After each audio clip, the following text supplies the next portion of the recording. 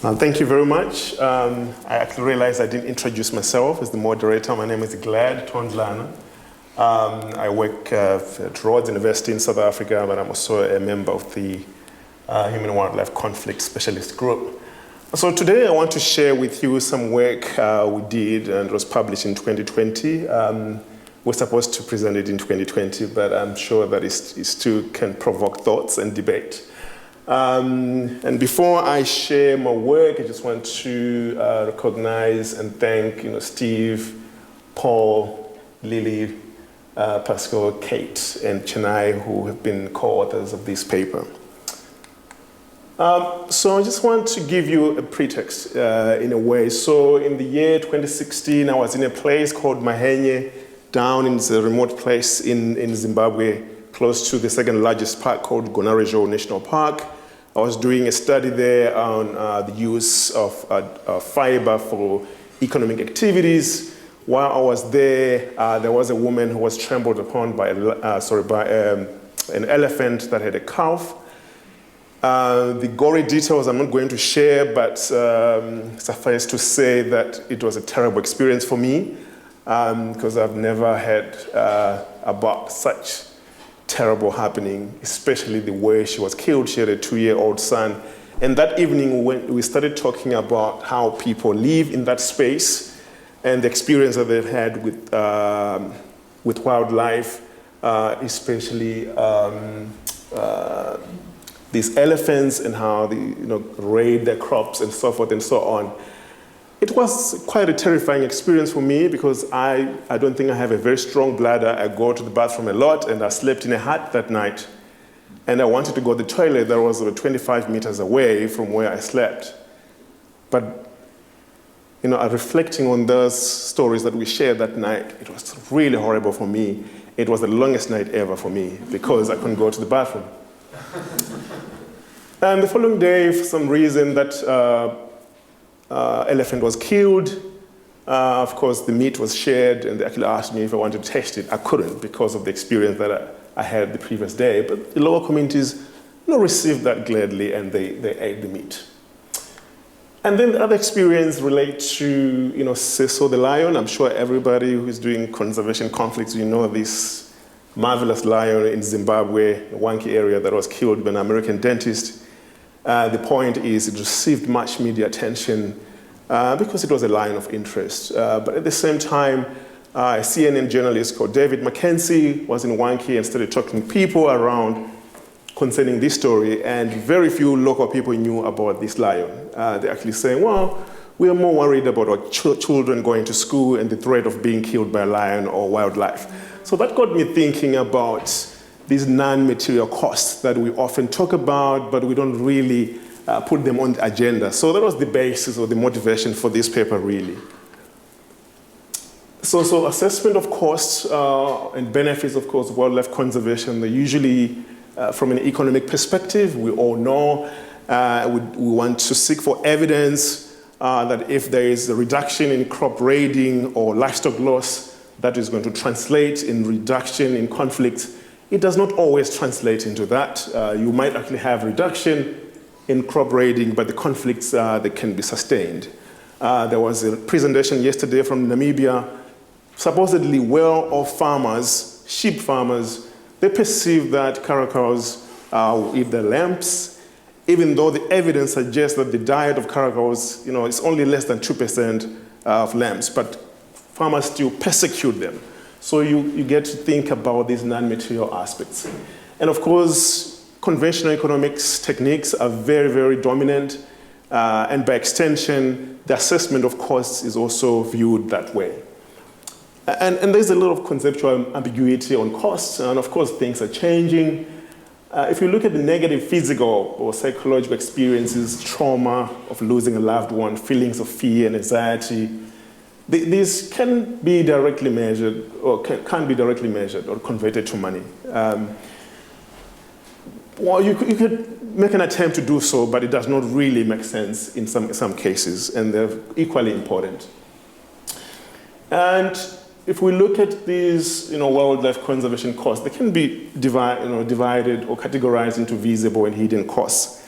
And there's a lot of work that has been done on visible costs and to some extent on hidden costs. But if you look closely at these hidden costs, the indirect economic costs, there's a lot of work on the opportunity and transaction costs, also other social costs like experiencing fear, trauma, anxiety, and other negative experiences and feelings. There's some work there, but arguably it's limited relative to what has been done on visible aspects. And of course, we know local communities disproportionately incur the cost of conservation. This is not new, we all know this. But also from a non-material aspect of conservation, I think that there's scope for further studies or ask questions around how these are experienced, especially by poor communities. And we know that these can actually trigger conflicts. So economic analysis of the costs that are incurred, very important but insufficient to leverage positive or support for conservation in some instances. So why non-material costs for this paper? These are real and can be negatively impacted by wildlife conservation. Definitely how people experience conservation can be affected by wildlife conservation decisions, processes, and activities because they influence the interactions between human beings and wildlife. And failure to recognize these non-material costs can constrain wildlife conservation in some instances. So we conceptualize these costs as emanating from the direct interaction with wildlife. This was more of a synthesis paper, just to provoke thoughts and debate on the subject. But also it can relate to wildlife conservation processes or policies. Could think about rewilding or extending a conservation area that might change how people interact with wildlife, but also lifestyles. And of course, these activities or processes might result in benefits. This could be material benefits or non-material benefits related to the value of wildlife, but at the same time can also result in non-material costs that I'm going to define shortly. And of course, these costs can result in human well-being or ill-being. For example, good quality of life, people can live in harmony with nature if it's properly conceptualized, but also there could be disharmony with wildlife. And what happens here has a direct impact on conservation support and human-wildlife conflict, and ultimately on wildlife conservation. So we define in this paper non-material costs as non-economic short and long-term negative impacts on human well-being resulting from conservation decision processes and management interventions. Three key aspects are important in this definition. These costs can either be perceived or experienced. A lot of work relates to what has been experienced, but it can also be perceived. For example, if there's a fear of attack from a baboon down by Table Mountain in Cape Town, this can influence how people feel about baboons, even if they have not experienced that before. The non-material costs can also increase anxiety and life mode disturbances, which can result, this can result from conservation priorities, decisions, processes, and management. So in some cases, there's opening up offenses as a way of working with local communities or including them in decision-making processes, though with intended outcomes. Opening up might also free up the movement of wildlife, which means communities might spend more time guarding their crops, children might not go to school because they have to be in the field, especially in particular seasons. And we make an argument that attempts can be made to assign monetary value to non-material costs, for example, through contingent valuation methods, but do not render them material in nature. So I think it's quite important to consider that.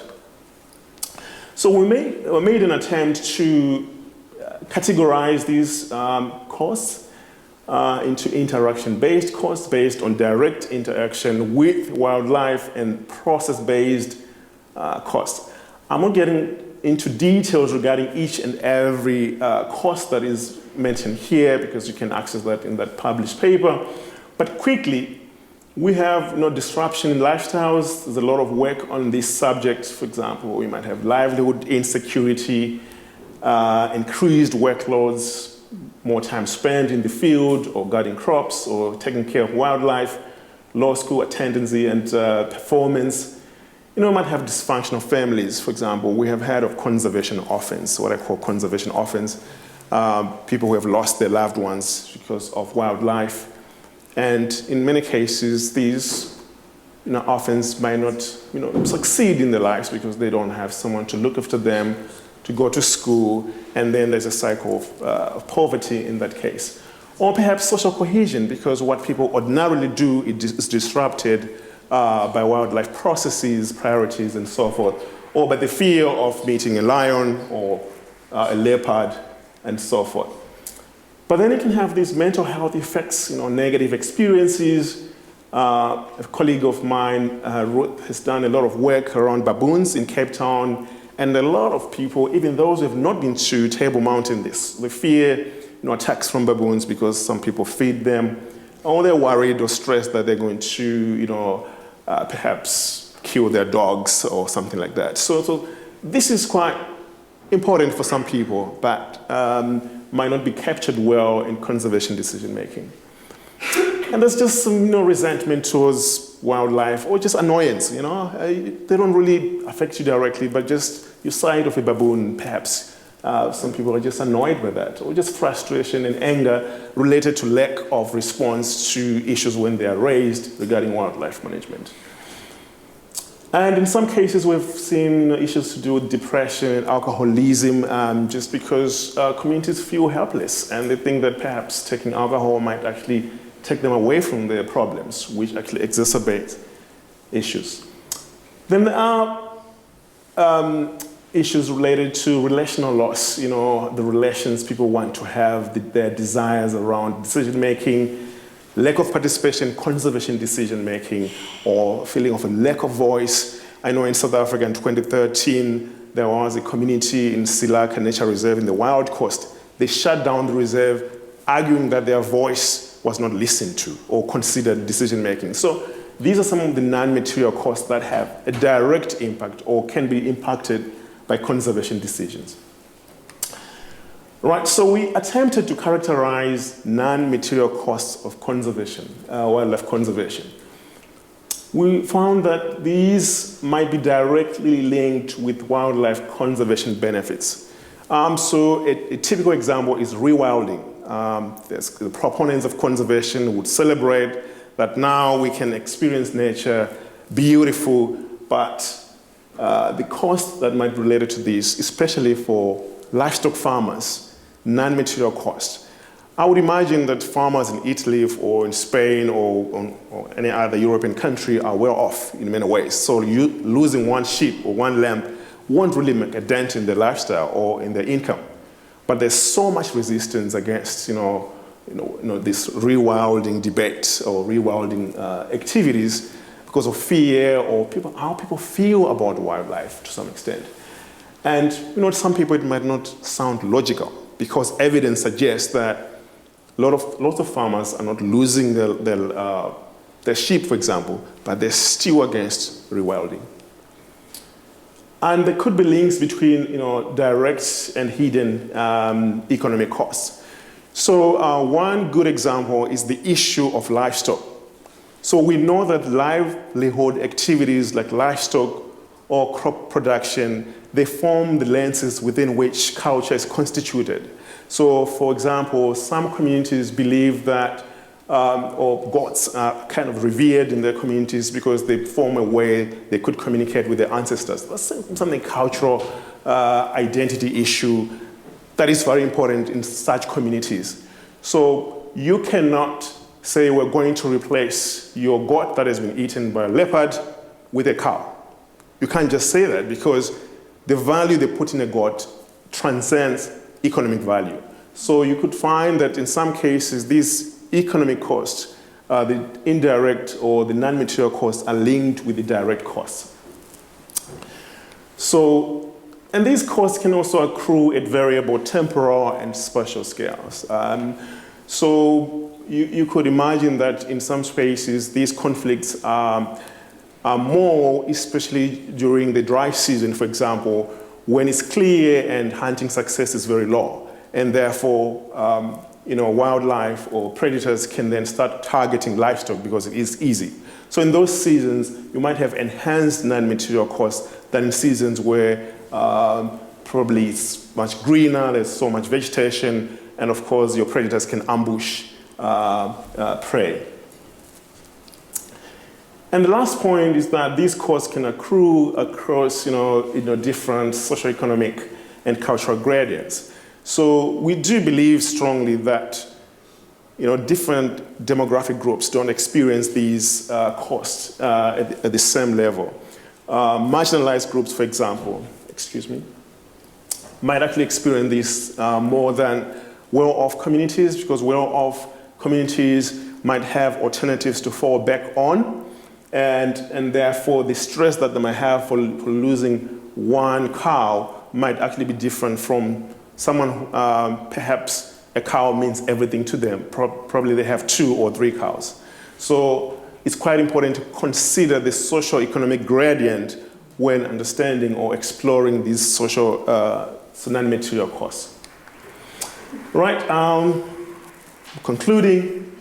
So we try to suggest some ways of capturing the non-material costs, and we think that employing narrative stories and lived experiences in relation to non-material costs might provide ways of capturing these. This is not novel. I mean, there's a lot of work that has been done on this, but very few people actually employ it in the context of wildlife conservation. So we think that this is quite important in capturing the non-material costs.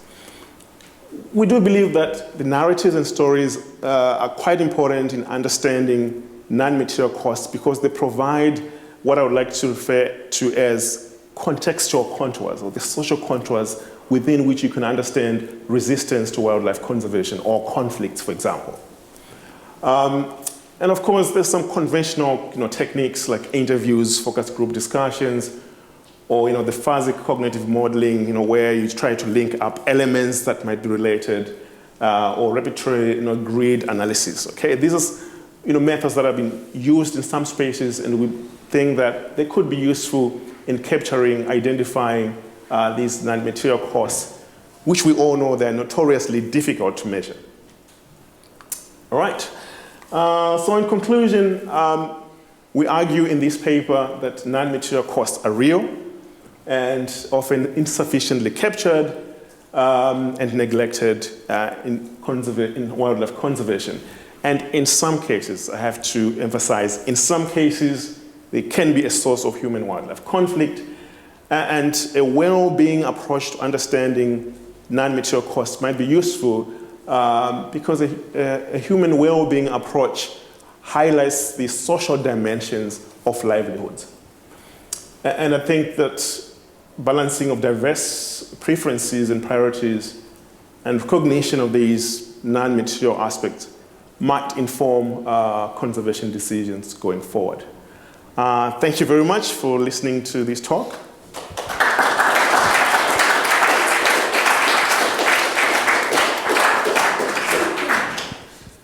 Questions for me? Okay. All right, we've got 4 minutes before tea time, so all right, maybe someone can do it. Okay, but you can start. 1, 2, 3, and 4 in that order. Thank you. We have 4 minutes, so let's make it quick. Your work here has reminded me a lot of a talk that was given yesterday. I don't know if you were in that session or not, but she spoke about the trauma associated with shark attacks. And I spoke with her after about that kind of same trauma happening specifically in East Africa, and how it's just not even part of the conversation when we talk about human-wildlife conflict often, because there's so little resources anyways. That's the last on the list, and it's not included. So I was curious if you've thought about in places where there are very little government resources, something like that, and putting in place that kind of mental health aspect and incorporating that into responses when there are traumatic events in communities. Yeah, thank you. I think this, I don't have to add, you just said it. And so usually, obviously, maybe it's because we often employ these economic lenses, want to look at loss, want to measure it, and so forth. And I feel that it's unfortunate, especially for marginalized communities, when we don't talk about these traumas, because we almost imagine that they don't happen to them. But perhaps they've got immediate needs, and that's why this is maybe relegated to the bottom on the list, as it were. But I do agree with you that if we're doing research or we have money from a donor, for example, I think that this has to be considered in the proposal in some extent so that resources are committed to researching it, but also designing interventions to address this. And I think that will be quite useful in those spaces. Thank you very much for the very interesting presentation. I completely share your criticism about valuing those hidden costs and the corresponding methods. You mentioned some of them, and some of them are also, I would say, problematical from an ethical point of view if it comes to value human lives and so on. But there's still a problem, I would say, in cost-benefit analysis when we just look on those aspects qualitatively, so to say, how to make sure that they are nevertheless accounted for in decision making. That's a problem. Many other costs come up with monetary values, and they are probably the most important costs have no monetary value. How to find a solution there? Yeah, it's a conundrum, and I totally agree with you. And of course, this was just to provoke thoughts and debate on the subject. I don't claim to have answers to that, but I do believe that beyond economic measurement, that should also be supported with qualitative ways of talking about people's experiences. Because maybe if you put it into a pound or a dollar and cent, it probably won't actually make sense to those people. Because if they say, look, losing livestock is losing life, how do you put a monetary value to that? So I'm not really just criticizing economic methods. They're quite useful, but I think they're insufficient to capture these problematic aspects. And I think perhaps combining methods might provide or bring optimum results, as it were. Yes, I think it's David. And okay, thank you. Mine is more of a comment just on the issue, the presentation that Prof, you've been able to present, more of the changing the perception, the paradigm shift on the conservation science. Because most of the times, a lot has been focused on the material things in terms of the damage that happens. But I think the non-material thing and also the previous presentation on the nature wealth power is something that is really needs to be thought of in terms of changing the perception of the damage that needs that happens, and also the future of wildlife management and sustainability. And I just want to pinpoint that, and one of the development economists by the name Todaro, he clearly stated that in terms of development, some of the social and economic aspects, when the people they are able to increase the social improvement, then that can be well articulated as a development. So thank you for that. thank you. I take that as a comment. Thank you for that. And Simon? Thanks, Lad. I was pleased to hear a bit more about that. I've just referenced your paper, by the way. Thanks. I'm glad to see you recommending narratives, and I think they're important, but as I found out, really difficult to publish. So I have just published something on the challenges of compassion for predator conservation, but I had to publish it in Frontiers in Psychology, because the kinds of methods and papers that conservation journals are looking for, they're not looking for this kind of thing. So yes, it's a bit of a challenge to find the forum, but we need to hear these stories and think about them, and hopefully some psychologists will also start doing this work. So thanks. Thank you, Simon. There's one last question before we go for tea. Mine is just a comment. I think other disciplines have figured out a way to assess such costs. For example, in the judiciary, when there are cases where their compensation parameters needed, they're able to compute.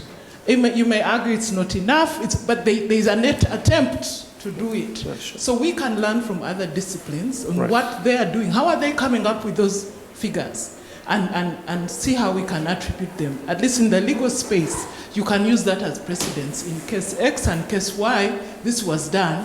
I can therefore use it in a particular case with similar factors, if I can argue it that way. No, thank you very much. I think it's important that we draw from other disciplines to inform what we do. Right, thank you very much, everyone, especially to the presenters.